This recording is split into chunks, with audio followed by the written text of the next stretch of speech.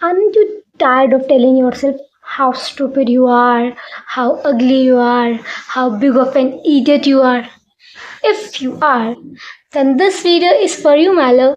Hello everyone, I'm Violet, your host, your friend, your little sister, your elder sister, your big sister, your advisor, whatever you take me for. So, let's dive into today's video. There are proven studies that say that our brain doesn't know how to differentiate between what's real and what's not. So, this makes it easier for us to tell it whatever we want to and make it work in our favor rather than dancing on its fingertips. To be precise, it's like rewiring your brain. That is a concept of neuroplasticity, which is your brain's ability to change and adapt to new experiences throughout the life. There are many ways to change your inner dialogues. Changing your inner dialogues is the most important and effective technique. Our thoughts directly influence our emotions, our behaviors, and even the physical structure of our brain. When you constantly engage in certain thought patterns, you strengthen the neural pathways associated with those thoughts. By consciously shifting your inner dialogues, you can awaken the old unhelpful pathways and build new and more beneficial ones. It's just like building your muscles. How you have to go regularly to gym to build those muscle bones. Just like that, you have to train your mind to be a new one who isn't a critic of yours but a fan of yours. I would like to share some of the techniques that are scientifically proven and helps us change our inner dialogues and the way we talk to ourselves. Tip number 1. Become aware of your inner dialogue. This is obviously the first step. Listen to yourself, pay attention to the running commentary in your mind. How does that inner person talks about you? Is it judgmental? Is it self-depreciating? Is it critical? Or is it supportive and optimistic? Most of the time, it's the preceding one. Identify your inner critic, my love, and befriend it. You can actually give your inner dialogue a funny name or something that makes you smile or laugh. Like, for example, if you're a student and your inner critic is telling about how bad of a student are, or how bad of a student you are, or how stupid you are, give it names that relate to your studies. Like maybe there's a teacher you don't like or who constantly nags you about your performance. Give your inner critic the name of the teacher. Quit whenever it gets activate. Tell it like, oh come on Mr. Sharma, it's okay, I'll do better next time. Something like this, or any other funny name you would like to give. Maybe that teacher has something that you find funny. Maybe it's their mustaches, or maybe it's their glasses, or maybe it's just the way they wear their clothes or shirts. And I'm not telling you to body shame anyone. It's just a way of giving a funny name to our inner critic. And whenever, like, maybe you have named your inner critic as, hey Mr. Mustache. Now whenever it gets activated, tell it to, hey Mr. Mustache, can you just stop disturbing me and shut the fuck up?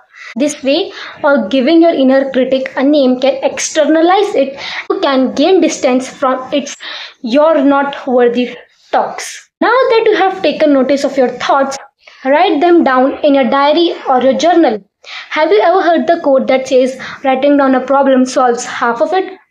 It's true, my love. It's not wrong. Once you write down all your emotions, once you have given them attention and acknowledgement, you will understand yourself better and learn more about those emotions. This will help you identify negative recurring patterns and triggers. Speaking of triggers, notice those triggers. What situations, people, or emotions tend to bring out your negative self-talk? Are those your parents, your friends, your teachers, or yourself? Tip number 2. Challenge and question your thought. This is a core tip from cognitive behavioral therapy (CBT) and is incredibly effective. Ask yourself, is it a fact or a feeling? Just because you feel a certain way doesn't mean it's an objective truth. I feel like a failure is a feeling, not a fact. What's the evidence you have to support this thought? What evidence contradicts it? Often, our negative thoughts are based on our assumptions, not concrete facts. Ask yourself, what are the alternative interpretations? Are there any other way to view this situation? Could there be more positive or neutral explanation? Instead of saying, it's a rejection, say, it's a redirection. Instead of saying, I made a mistake, say, I learned something new. Instead of saying, I'm very bad at doing this, say, I just need more practice. Tip number 3, do the friend test. What would you say to a good friend or your best friend who was going through the same situation as you or having the same thought as you? Would you harsh and judgmental towards them just like you're with you? Would you tell them you are the one who is the main problem? You are the one who's always doing everything wrong. You are the one who's stupid. You are the one who's an idiot. Likely not, right? Show that same compassion and love towards yourself also, my love. Have to live with yourself for whole damn life. You have to decide how do you want to spend the rest of your life with yourself, by judging and criticizing yourself or by understanding and showing kindness to yourself. Number 4, think, is this thought helpful? Even if the thoughts feel true at the moment, is it serving you? Is it helping you move forward or holding you back?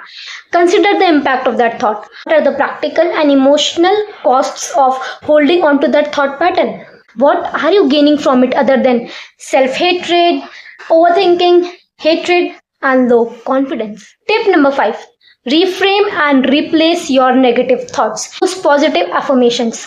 Look at yourself in the mirror every morning and say to yourself, I'm beautiful, I'm intelligent, I'm resilient, I'm a winner, I'm learning and growing, I'm confident, I'm always right on time, universe always serves me, God always listens me, I am God's favorite child.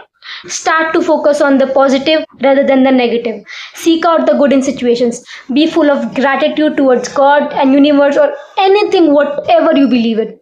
Show compassion to yourself.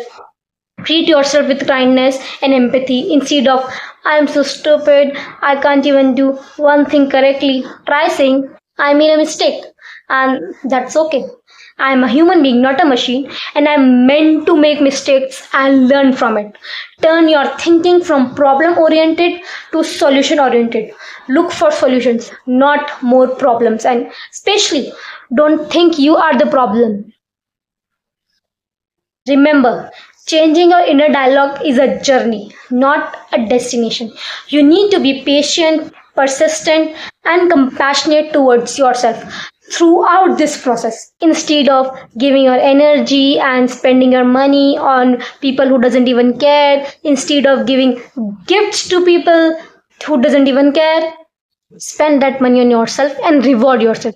Buy yourself those flowers, buy yourself those makeup products, or maybe you're for a man, buy yourself those shirt or whatever you guys like, because rewarding yourself signals to your brain that you are doing good.